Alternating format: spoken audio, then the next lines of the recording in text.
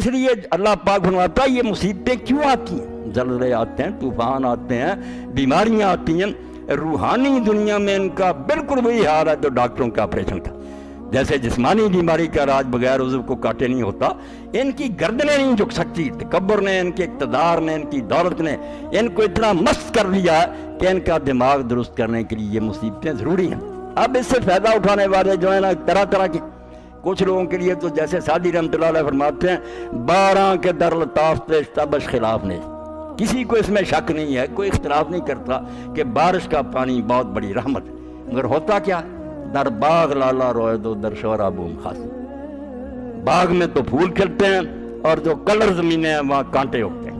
یہ زمینوں کی اپنی صلاحیت، بارش قیمتی ہے، مصیبت قیمتی ہے، نیک لوگ اس سے بہت کچھ حاصل کر لیتے ہیں، وہ نقصانوں کی پرواہ نہیں کرتے، ان کے اندر جو اللہ پر ایمان بڑھ گیا اس کے سامنے وہ جھک گئے، عاجزی ہو گئی، بہت کچھ انہوں نے کما لی۔ ظاہری نقصان کے مقابل اتنا بڑا سرمایہ انہیں ملا کہ آخرت کی زندگی اور دنیا کی زندگی میں وہ فرشتوں سے بن گئے، تضرع پیدا ہوگی۔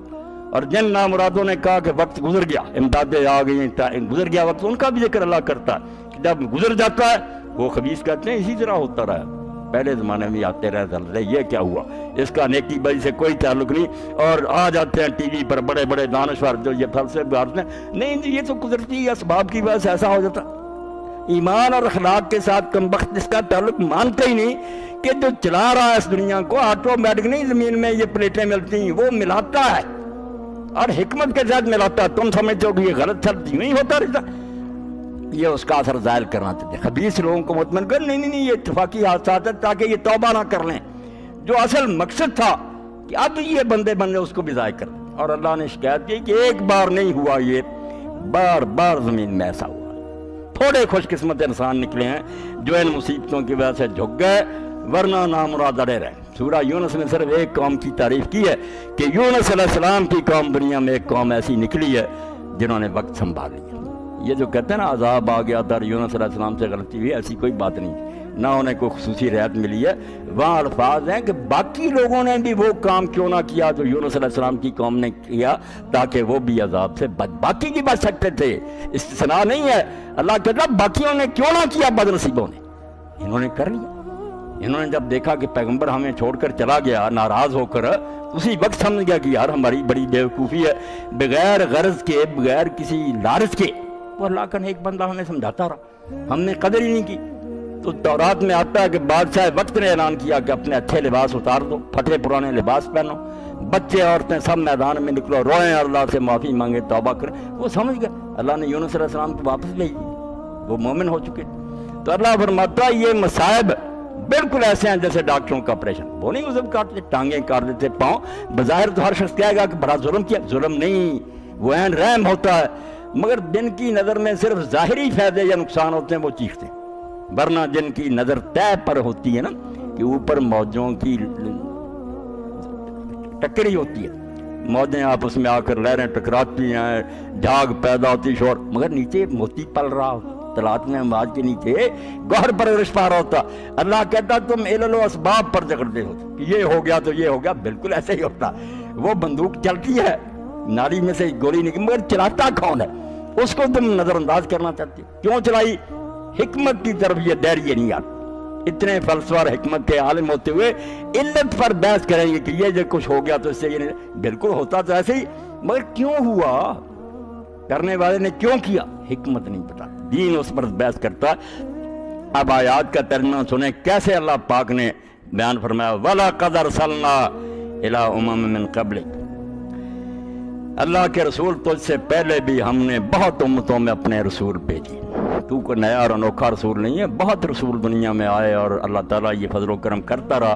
فَأَخَذْنَاهُمْ بِالْبَأْسَاءِ وَالضَّرَّاءِ، ادھر نبی نے واعظ و تبلیغ شروع کیا، ادھر ہم نے سٹیج پر یہ ڈرامہ رچا دیا، یہ مالی مشکلات میں لوگوں کو مبتلا کیا، بارشیں رک گئیں، قید پڑے، جسمانی بیماریاں آ گئیں، تنگ کیا کہ یہ نبی کی بات مان لیں۔ ان کو دین کی طرف گھیر کر لانے کے لیے نا بظاہر یہ تکلیفیں نہیں تھیں، ان کی اصلاح کا سامان ہو رہا تھا کہ وہ جو پیغمبر کہہ رہا نا کہ اللہ سے ڈرو، اس کے لیے زمین آسمان بھی بول رہے کہ واقعی ڈر جائے، اللہ یہ کر سکتا ہے، بارشیں روک سکتا ہے، تمہاری فصلیں تباہ ہو سکتی، بالباسائے، مالی مشکلات میں ان قوموں کو مبتلا کیا، وزرائے جسمانی میں۔ اور حضور صلی اللہ علیہ وسلم کے زمانہ میں دیکھیں کہ جب یہ قریش سرکشی سے بعد نہیں آیا کرتے رہے، اللہ کے رسول نے پھر دعا کر دی کہ 7 سال تک اللہ ان پر وہی قحط مسلط کر جو یوسف علیہ السلام کی امت پر آیا تھا۔ پکڑے گئے، پھر کھانے کو کچھ نہیں رہا، چمڑے سوکھے جو ان کو بھون کر پھر راکھ پھانکنے لگے، اور آخر ابو سفیان کو جا کر حضور ہجرت کر کے چلے گئے، محنت سواری کرنی پڑی کہ اللہ کے رسول دعا فرمائے۔ حضور نے دعا کی تو بارش ہو گئی۔ اللہ کہتا نبی کی تائید کے لیے، اس کے لیے ماحول ساتھ کر، ادھر وہ واز شروع کرتا، ادھر ہم مصیبتوں کا چکر چلا دیتے، اور ہوتا کیا، یہ نہیں کہ میرا کوئی نفع، لعلہم یتضرعون، یہی اب مقصود ہے، اس کو بیان کرنا چاہیے۔ کالم نویس لکھیں، عالم کہیں، سارے ٹی وی والے یہ بیان کریں، پھر مقصد ہے زلزلے کا پورا ہوتا۔ مصیبت کا اپنا حل الگ ہے، لعلہم یتضرعون۔ ہم نے اتنی تکلیفیں کیوں دی؟ تاکہ وہ عاجزی کرنے لگیں، جھک جائیں، غرور اور تکبر کو چھوڑ دیں، اکڑی گردنیں خدا کے سامنے خم ہو جائیں، سارے نمازی بن جائیں، دیانتدار ہو جائیں، ظلم چھوڑ دیں۔ مگر ہوتا کیا رہا؟ فلولا اذ جاءہم بأسنا تضرعوا، کیوں نہ ایسا ہوا کہ جب ہماری طرف سے یہ پکڑ آئی تھی تو وہ عاجز ہو جاتے؟ نہیں ہوئے، بدقسمت وہ بھی نہیں ہوئے۔ اور معلوم یہاں بھی ہوتا ہے کہ امدادیں مل جائیں گی، کھا پی لیں گے، مکان بنے، نہ وہ رکیں گے، نہ ہم جن کو تھوڑی سی مورن زمین یہاں بھی ہلی تھی، سارے اللہ اللہ کرنے لگے، مگر وقت گزر گیا۔ ذہب السیئات، جس کو قرآن کہتا ہماری نفسیات کا اس سے بہتر بیان نہیں، اللہ کی کتاب ہے نا، وہ جان کہ جب وقت گزرتا تھا کہتا ہوں یار مشکل وقت گزر گیا، بس بلا دیتی۔ تو فرمایا وَلَٰكِن قَسَتْ قُلُوبُهُمْ، عاجز نہیں ہوئے بلکہ ان کے دل اور سخت ہو گئے، ایسے فلسفے بیان کرنے لگے، ایسے دانشور آ گئے جنہوں نے کہا کوئی نہیں یار اتفاقی چیزیں، تو ان کے دل سخت ہو، نرم نہیں ہوئے، جھکے نہیں۔ وَزَيَّنَ لَهُمُ الشَّيْطَانُ مَا كَانُوا يَعْمَلُونَ، ریاض صاحب پہلے ہی پوچھ رہے تھے، اللہ نے بتا دیا کہ کون ان کی نگاہ میں برے عملوں کو اچھا بناتا، اللہ نہیں بناتا، ابلیس کو مہلت ملی ہوئی ہے، شیطان ان کی نظروں میں ان کے کرتوت جو ہے ان کو اچھے بناتا، بلکہ کہے گا یار امریکہ کو برا کہتے، سب سے پہلے تو اس کے ہیلی کاپٹر آئے، امداد آئی، اور موقع مل گیا شیطان کو کہ مسلمانوں کو گمراہ کرے۔ فرمایا شیطان عاجزی کی بجائے ان کے لیے ان کے برے کاموں کو اور زیادہ مزین کر دیتا ہے، خوبصورت بنا کر دکھاتا کہ نہیں یہی پالیسی ٹھیک ہے، بالکل صلح ہونی چاہیے، یہودیوں سے بھی ہونی چاہیے، وہ بھی ہونی چاہیے۔ حالانکہ کل مضمون تھا طیبہ ضیاء کا، بڑی نیک بچی ہے، امریکہ سے لکھتی، اس نے کہا جس دن اس نے یہودیوں کے ساتھ کھیل کھیلا نا، میں تو صحافی ہے بہت بڑی، میں نے اسی وقت کہہ دیا تھا کہ پاکستان میں اب کچھ ہونے والا، اتنی بدماشی کہ دین کے دشمن اور حرامیوں کو خوش کرنے کے لیے خوشامد۔ اس نے مضمون ہی کل یہی تھا، میرا اس وقت ہی فکرہ تھا کہ اب پاکستان میں کچھ ہونے والا ہے، ان لوگوں نے حد کر دیا دین کے ساتھ مذاق کی، اب کوئی پکڑ آئی، مگر نہ یہاں آئی جہاں آئی وہاں بھی چند لوگ ہوں گے جن کو اللہ عقل دے تو نیک بن جائے، تضرع پیدا ہو جائے، چلو دنیاوی نقصان کا ہو گیا مگر وہ بہت کچھ حاصل کر گئے، اور ہم بھی توبہ کر جائیں کہ اگر اللہ نے مہلت دی، یعنی کامپی چیز میں۔ اور جیسے سورہ بنی اسرائیل کہتا ہے کہ جب کشتی سے باہر آ جاتے ہیں تو سمجھتے ہیں بس اللہ کی پکڑ سے اب ہم بچ گئے، کیوں وہ اللہ یہاں نہیں تمہیں دسا سکتا، جب وہاں زلزلہ آ سکتا ہے یہاں کون روکے گا اس کو؟ تو فرمایا نہیں، شیطان ان کی نگاہوں میں خوبصورت بنا دیتا کہ جو تم کرتے ہو ٹھیک ہے۔ فَلَمَّا نَسُوا مَا ذُكِّرُوا بِهِ، اب اللہ تعالیٰ دوسرا جو دفعہ دوسرا آئین کا حصہ اس کو نافذ کر دیتا کہ جب مصیبت آئی نہیں سمجھے، جو یاد دہانی کی گئی بلا دیا، سبق بھول گیا، پھر کیا ہوتا؟ یہ نہ اللہ کرے آ جائے کہ بہت خوشحالی ہو جائے، مکان پہلے سے بھی اچھے بن جائیں سارے، پھر اللہ کہتا ہے یہ چال ہوتی ہے، پھر فتحنا علیہم ابواب کل شیء، مصیبتوں کے بعد ہم پھر ان کے لیے ہر خوشحالی کا دروازہ کھول دیتے۔ یہ آخری تباہی ہوتی کہ نہیں نہ سمجھے، اب ان کو اتنا خوش کر دو، اتنے دے دو مال و دولت مکان کہ خوب گناہ کر لیں، پیمانہ لبریز ہو جائے، کسر نہ رہ جائے، اور پھر جو عذاب آئے نا پھر نشان ہی مٹا دے، اب تو کچھ بچ گئے پھر ان کا نام و نشان مٹا دیا جائے۔ تو فرمایا جب وہ نصیحت جو کی گئی تھی اس کو بھول جاتے ہیں لوگ، تو ہم پھر انہیں دنیا کی ہر شے دیتے ہیں، حتی اذا فرحوا بما اوتوا، یہ خوش ہو جاتے ہیں کہ لوگ کہتے تھے یہ یار اللہ کی طرف سے تمہیں کچھ بھی نہیں، پہلے سے بھی حال ٹھیک ہو گیا۔ فرمایا جب وہ خوش ہو جاتے ہیں اس پر جو انہیں بعد میں ملتا ہے، اخذناہم بغتۃ، پھر بغیر کسی نوٹس کے ہم انہیں پکڑ لیتے ہیں، فاذا ہم مبلسون، اس وقت پھر بھاگنے کے لیے کوئی راہ نہیں، اب تو کوئی امید ہے نا، ادھر سے آگئی مال کو بچا ہو گیا، فرماتے ہیں بالکل بیاس ہو جاتا، سرے سے نشان مٹ جاتا ہے۔ فقطع دابر القوم الذین ظلموا، پھر ان ظالم لوگوں کی جڑ کاٹ دی جائے. اب تو اوپر سے شاخیں کاٹی نا پتے، فرمایا جڑ، نام ہی نہیں رہتا پھر، نہ قوم عاد کہیں نظر آتی نہ سمود. والحمدللہ رب العالمین. اللہ اکبر. اللہ کہتا ہے جو نادان اور بیوقوف ہیں وہ تو کہتے رہیں گے یار اللہ ظالم ہے، بے رحم ہے، یہ کیا ہو رہا ہے.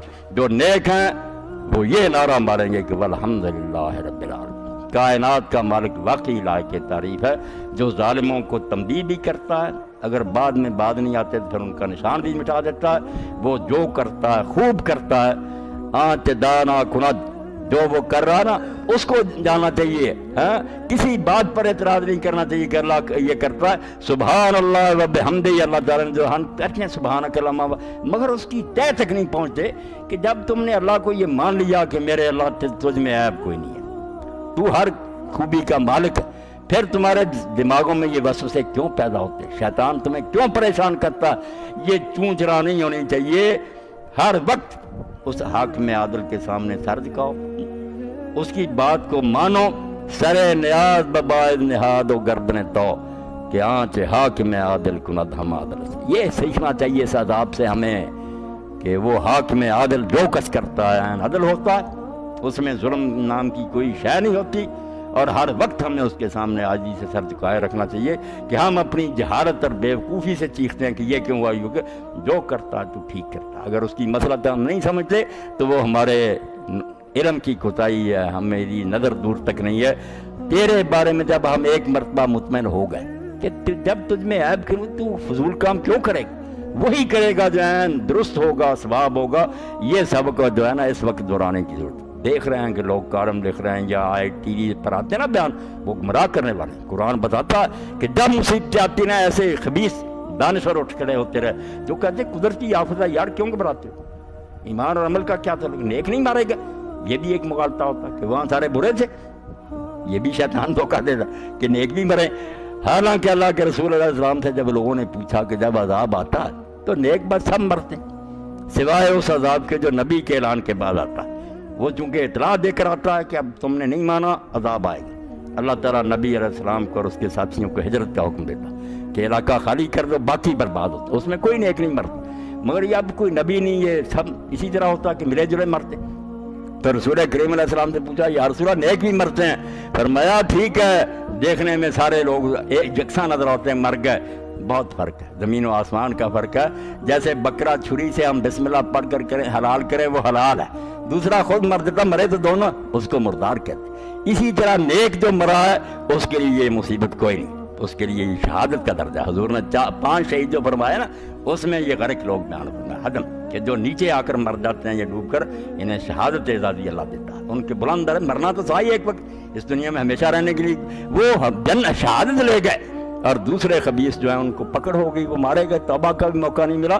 اس لیے تم ظاہری نہ دیکھو کہ یکساں نظر آتے ہیں، باطن میں ان میں زمین و آسمان کا فرق ہے. نیک جو ہے ان کے درجات بلند ہوتے ہیں، برے جو ہیں ان کو مرض ان کی ختم کرتی جاتی ہے. تو جوں قرآن پاک کو پڑھیں، سنت رسول کریم علیہ السلام کو پڑھیں، یہ نسخہ شفا. یقین جانے اس کے بغیر عقدے حل نہیں ہوتے، ورنہ ایسے سوالات پیدا ہوتے ہیں، دائرے پیدا کرتے ہیں. اور اس پر ایک پوری کتاب قاری محمد طیب رحمۃ اللہ علیہ کو، وہ ناظم سے دیوبند کے ایک دائرے نے سوال اٹھائے اسی نعمت اور مصیبت پر کہ دنیا میں مصیبتیں کیوں آتی ہیں. خدا رحیم نہیں، جو میں نے اختصار سے بیان کیا، پوری کتاب لکھنی پڑی انہیں تاکہ لوگوں کے ایمان کو بچایا جائے. کیونکہ بظاہر جو حالات ہوتے نا ایسے خراب، اس سے دل تو کانپ جاتا کہ اللہ تعالیٰ یار کیا کر رہا. تو اس موقع پر بہت ضرورت ہوتی ہے کہ وہ دانشور اٹھیں، وہ عالم اٹھیں، پروفیسر اٹھیں، جو اللہ تعالیٰ کی حکمت، اس کے عدل اور رحم کو نمایاں کریں کہ اللہ غلط نہیں کرتا، بے وقوف تمہاری سمجھ کا افسوس. تو وہ کوتا نظری جو مودودی صاحب رحمۃ اللہ علیہ کا مضمون ہے وہی یہ ہے کہ بچہ ایک چھوٹا سا مر رہا تھا، منہ کھولتا تھا، دوائی اس کے بعد تو کسی بیچارے نے خط لکھا چھوٹا سا خط ہے کہ سمجھ نہیں آئی کہ اللہ پاک ایسا کیوں کرتے ہیں، چھوٹے بچوں کو کیا سزا مل رہی. اس پر مضمون ہے کوتا نظری، جو اس موقع پر ضرور لوگوں کو پڑھنا چاہیے، اس علاقے میں پھیلانا چاہیے. پتہ نہیں کافر ہی نہ ہو جائیں کہ اللہ نے ہمارے ساتھ کیا کیا.